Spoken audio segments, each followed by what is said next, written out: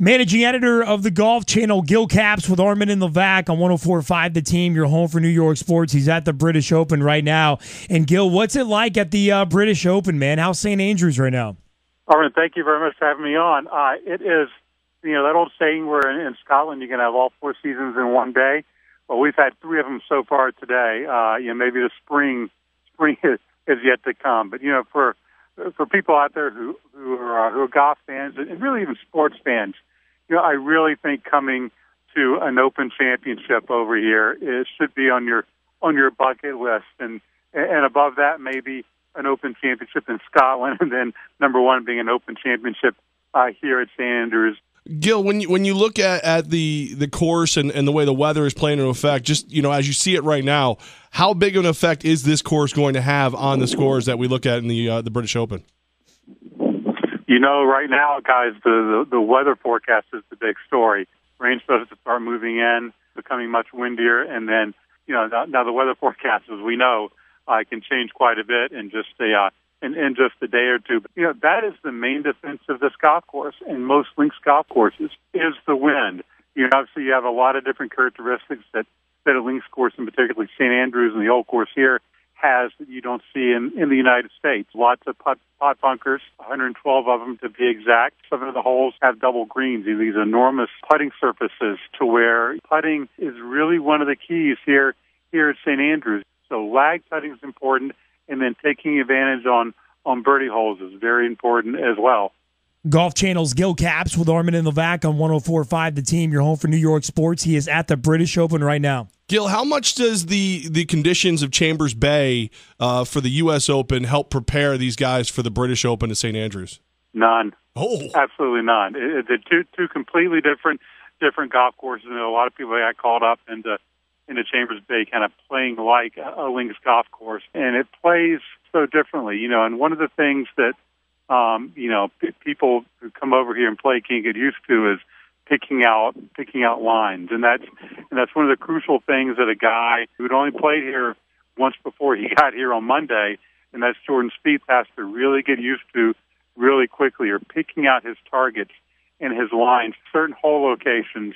They give you the best shot for scoring on this golf course. Golf Channel's managing editor, Gil Capps. He's also the author of the fabulous book, The Magnificent Masters, Jack Nicklaus, Johnny Miller, Tom Weiskopf, and the 1975 Cliffhanger at Augusta. Available now, man. Great book to pick up online. And Gil, as we look at the British Open, which you're at St. Andrews right now, Jordan Spieth played last weekend. He got there late. How much will that affect him going into the British Open, which starts tomorrow?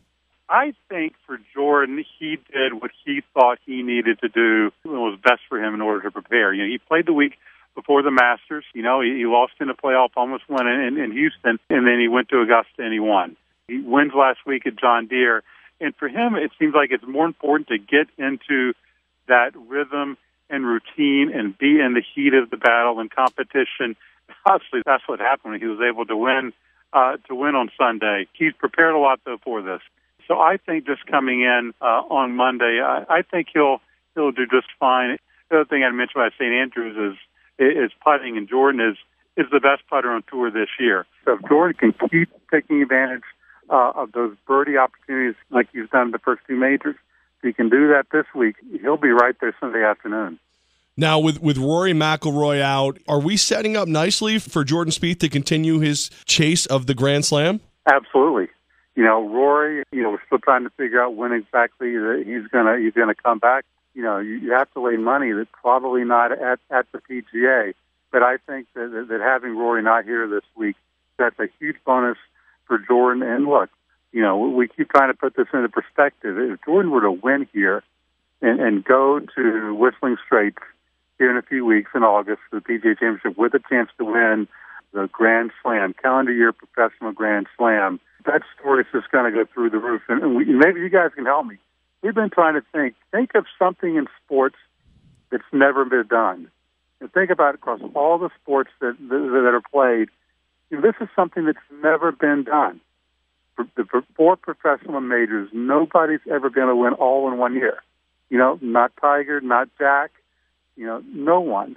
Whew. Try Yeah. to put that in perspective. If this guy who doesn't turn 22 until another 2 weeks is able to pull that off. It boggles your mind. It's mind blowing. In a close second place, all I have is the Triple Crown. Yeah, which was almost 4 decades, but still, this has never been done. Yeah, it's pretty crazy. Yeah, but it'd been done it'd been done 10 or 12 times before that. Right, about a dozen times previously. Never been done. Right, and a guy who's just should have been graduating college. Not too long ago. Insane. Managing editor of the Golf Channel, Gil Capps with Armin and Levac. He's live at the British Open. Gil, what do we expect from Tiger Woods this weekend? Where should expectations be? I think it's an important week for Tiger Woods. I think it's a place where Tiger has a great affinity for. He's won here twice, has a lot of experience on it. And Tiger, I think, the further along he keeps going without kind of making a statement or getting back into contention, the more questions that keep arising, and the more I think he, maybe these doubts or any doubts that he has. Tiger says the right things in the press conferences. He says he's close. He says he still has that desire to compete and nothing less than a win. I don't think what he's saying matches up to actually how he feels. Any little spark of confidence he can get, this is the perfect place to have that happen.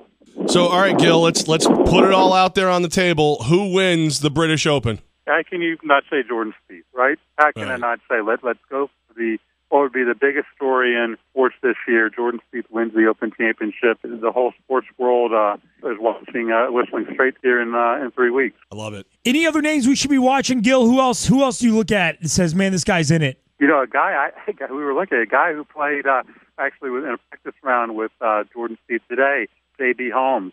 The old course really does favor long hitters. You look at the last 4 guys who've won here have been long hitters. John Daly, Tiger twice, and Louis Oosthuizen the last one 5 years ago. A little luck will be needed as well for whomever comes out on top Sunday. Let's get it going. Gil Capps of the Golf Channel, his book, The Magnificent Masters, Jack Nicklaus, Johnny Miller, Tom Weiskopf, and the 1975 cliffhanger at Augusta. Follow him on Twitter at Gil Capps. The British Open starts tomorrow. Gil Capps will be there. Gil, thanks so much for your time today. We appreciate it.